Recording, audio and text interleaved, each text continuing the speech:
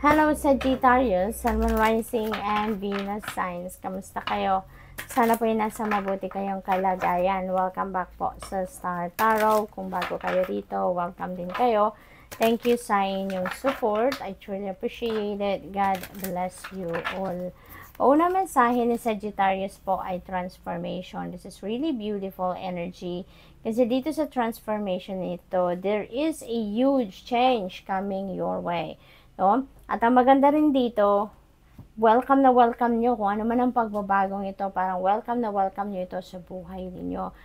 Kung nakikita nyo siya no, sa card, talagang open arms siya. So, ibig sabihin, super welcome niya kung ano man ang pagbabagong ito na parating sa buhay ninyo. Kaya most likely, ganun din ang inyong nararamdaman sa ngayon. What else? We have romance and connection. Ayan, so maaring yung transformation na to is regarding romance and connection. Maaring meron kayo ditong pagbabago sa relationship dynamics or meron kayong adjustments sa kung paano ninyo ninanavigate ang inyong relationships, yung ganon, ano. Possible din, ang iba sa inyo dito is going to enter a new love and romantic relationship. Maaring bago, no? Yung pagbabagong ito, it's because from being single, maaring magkakaroon na kayo dito ng boyfriend or girlfriend, or possible din, ano, na kung dati na kayo nasa relationship, maaring ngayon, mas pagagandahin niyo pa, mas papalakasin niyo pa ang inyong romantic connection with your person. So, that's really beautiful. What else? We have do the work. Ayan. So, maybe, ano to, reminder ito para sa inyo, Sagittarius, na kung meron man kayong gustong pagtagumpayan, kung meron man kayong gustong gawin, no? May plano kayo, may mga ideas kayo, you really need to work on it, no? You really need to do the work, no? Otherwise, kung walang movement, walang effort kayong gagawin, hindi rin kayo magtatagumpay. Kasi papaano naman, 'di ba? Other people will do it for you. Parang hindi naman ganon, 'di ba? Ang ganap.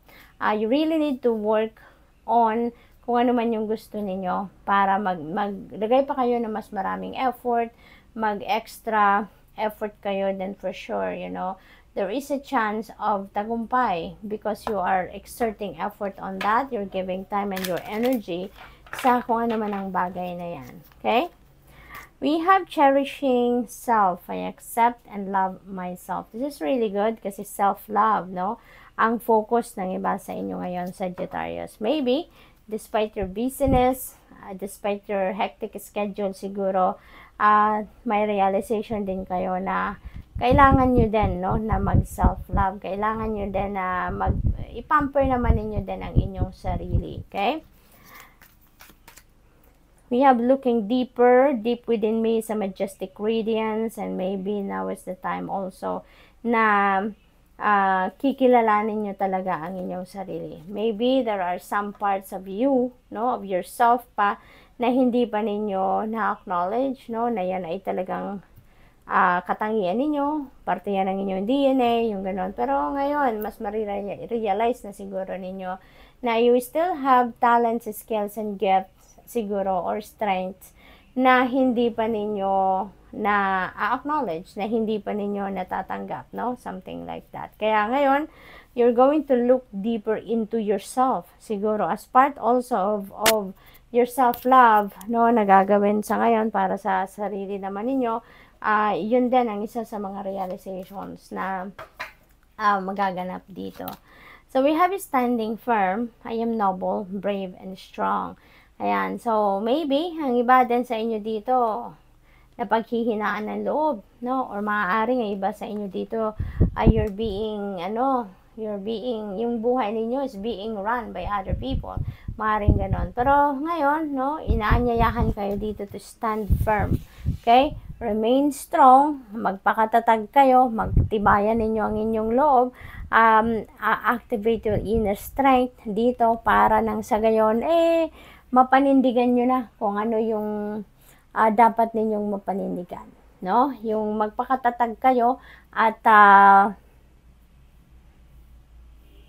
ipaglaban ninyo kung anong dapat na ipaglaban, kung anong nararapat, kung anong para sa'yo, yung mga ganun ba, no?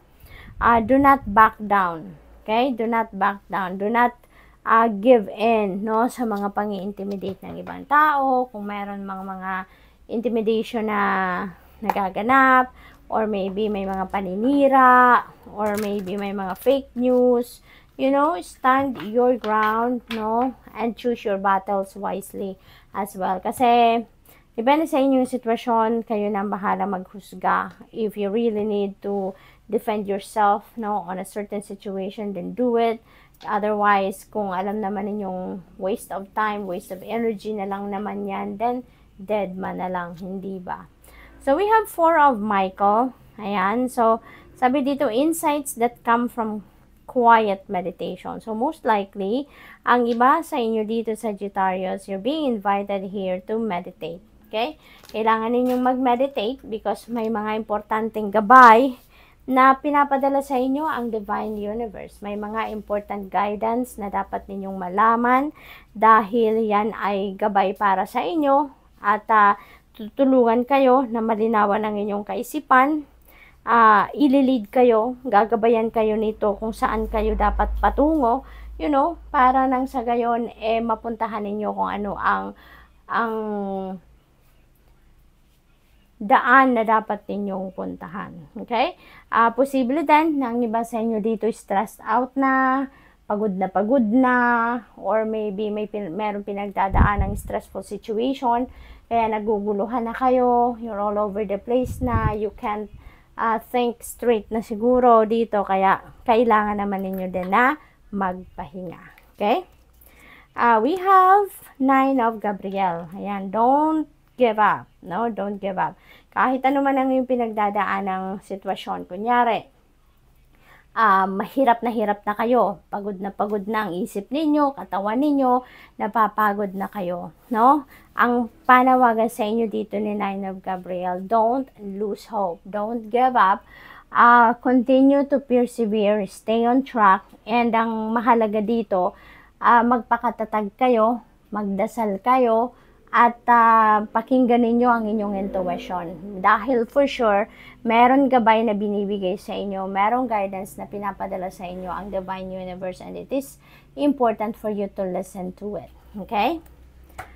What else? We have Queen of Raphael. Ayan. So, follow your heart.